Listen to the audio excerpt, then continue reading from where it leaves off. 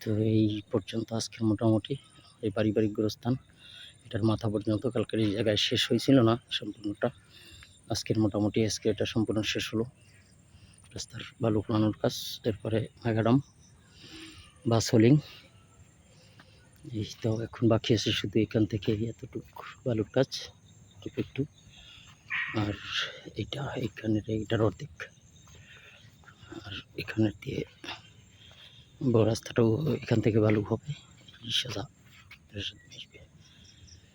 Kashipur high school কলেজের পশ্চিম পাশে ইসাকাটি মৌজার জেল 13 ইসাকাটি মৌজার মাওলানা আব্দুর রফ সাহেবের বাড়ি। আর ওই বিসিসি সড়ক বালু রাখছি বিসিসি সড়কের সাথে, এটা হলো এয়ারটেল টাওয়ার সড়ক।